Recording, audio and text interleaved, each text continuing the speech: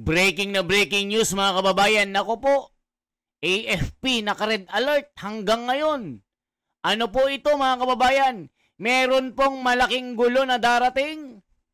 Magkakagulo sa Pilipinas. Magkakaupakan. Nako, ito na po. Ito po ang kumakalat po sa social media na merong malaking gulo na parating. Nako po, pakinggan po natin ang AFP. Merong matinding revelation dito. Nako po mga kababayan, magkakagulo yata sa Pilipinas. Ito po. Dahil po sa nangyari mga revelation ni Manang Aimee, meron pong balita na magkakagulo ng malaki. Nako po, ano kaya ito? Kakagulat po ito. Nanindigan ang Armed Forces of the Philippines o AFP na hindi sila makikisali sa mga aksyon na labag sa saligang batas sa harap ng panawagan na mag-withdraw sila ng suporta sa gobyerno. At iginit ng AFP na hindi sila makikisawsaw sa anumang usapin sa politika at mananatili pong profesional at tapat sa kanilang mandato. At sa harap nito, inimbisigan na rin ng AFP kung saan galing ang pondong ginamit sa rally dyan sa EDSA People Power Monument.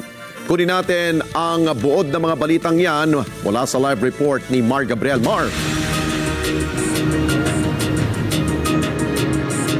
Yes, Alex, nanawagan niya kagabi yung lead convener nitong United People's Initiative na si retired General Romeo Poquis sa liderato ng PNP at ng AFP na mag-withdraw na ng suporta kay Pangulong Ferdinand Marcos Jr. Pero iginiit ng AFP na hindi sila gagawa ng aksyon na labag sa batas. Yan ang panawagan ni retired General Romeo Poquis sa liderato ng Armed Forces of the Philippines at ng Philippine National Police pagkatapos ng isinagawang rally sa EDSA People Power Monument. Pero ang AFP nanindigan na hindi sila makikisali sa mga aksyon na labag sa konstitusyon. The statement of the Chief of Staff has been very clear. The AFP will not involve itself in any unconstitutional activity, not during his watch. Giit ng AFP, profesional ang kanilang hanay at hindi sila makikisawsaw sa usapin ng politika. We do not engage in political disputes or allegations. This matter should be resolved through appropriate legal and institutional mechanisms and not public confrontation. And let us not forget the bigger picture. Huwag nating kalimutan, meron tayong kapitbahay na nais ang mga Pilipino ay mag-away-away at ang Pilipinas ay mawatak-watak. Samantala, inaalam na ng AFP kung saan nagmula ang pondo na ginamit sa idinaos na rally sa EDSA People Power Monument na inorganisa ng United People's Initiative. Ayon kay Trinidad, malinaw na may nagpondo sa rally na inilarawan niyang unusual at grande. Maayos daw ang preparasyon mula sa pagkain hanggang sa mga equipment at pasilidad na ginamit sa aktibidad. We have noted that the support system was unusual when it comes to admin requirements or admin support given to the participants of the rally. And we are checking all possible leads, especially when it comes to funding. If this were done by domestic or maybe even, for all we know, foreign groups, we're checking all possible leads. Samantala, hindi na pinagbigyan ng Quezon City LGU ang request ng grupong UPI para sa panibagong permit upang ipagpatuloy ngayong araw ang kanilang rally sa EDSA People Power Monument. Yan ay matapos na magsalita kahapon sa entablado ang ilang speaker na nanghikayat ng sedisyon at rebelyon na malinaw daw na paglabag sa kanilang kasunduan at sa mga kondisyon ng nauna nilang permit.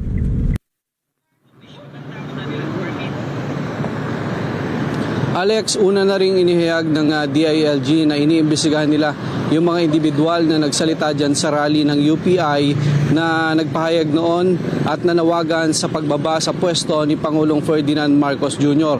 Ayon kay Secretary John Vic Rimulya, may tuturing yan na malapit doon sa hakbang o yung inciting to sedition. Alex. Okay, Mar, may ginagawa bang loyalty check ang AFP, ang pamunuan ng AFP, para masigurong dahil what if kung merong ngang ilang miyembro ng AFP ang naimpluwensyahan, what will be the repercussion sa kanila?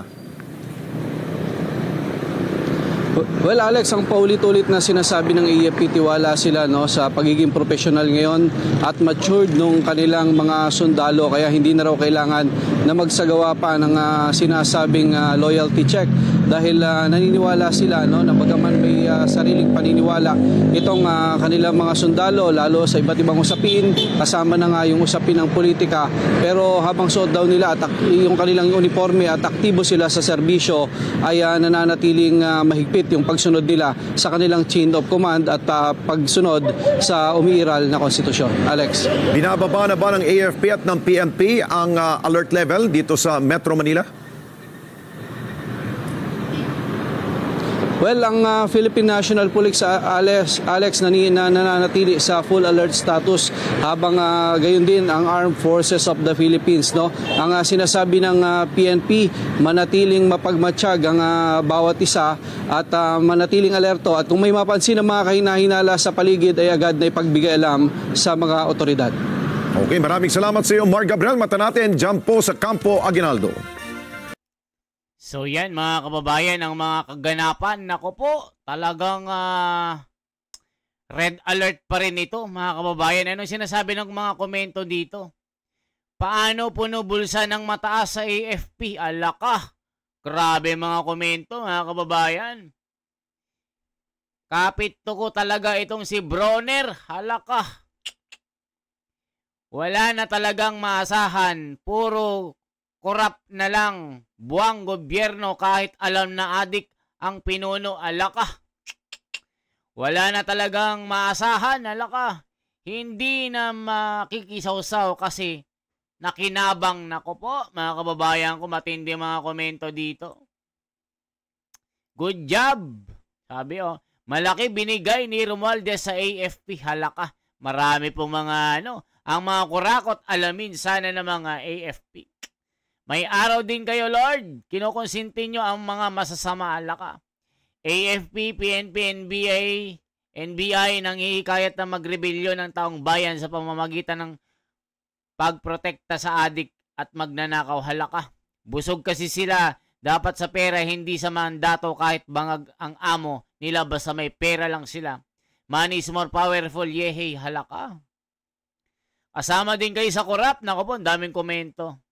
Patuloy na mamatay ang mga Pilipino sa pamamahala ng isang adik at walang pakialam ang mga sundalong Browner na nananaba sa pera ng bayan. Magkano kayang bayad sa kanila? Nako po mga kababayan, galit na galit ang mga komento. Talagang di nila masikmura ito. Sino si Brownie? Ano ba aasahan natin dyan? Nakapagpatayo nga yan ng Browner Condominium. Dami nyo namang pera, sir, sana all. Laban ba sa konstitusyon na palisin sa tungkulin ng taong nagdodroga?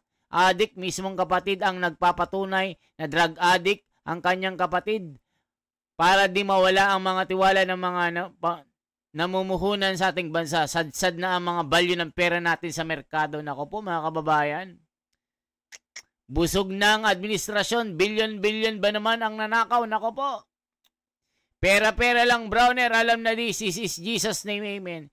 Siyempre nakikinabang if the price is price. Is the price is right. Dapat kasi malaki ang kickback, nako po. Mga bayaran, may araw din kayo, watch out kayo lahat. Inaalam nyo ang pondo pero yung mga magnanakaw, bakit hindi nyo alamin? Yung mastermind, okay lang nabulag kayo sa katotohanan dahil bayaran din kayo. Nako po. The only thing necessary for the trump of evil is for good men to do nothing. Professional sila ka. Nako po. The power of money. Civil war na let's go. Laka. Katakot-takot din ito. Ubra sang gobyerno. Kaya talagang tuluyan ng nalulugmok ang bansang Pilipinas at paghihirap ng taong bayan.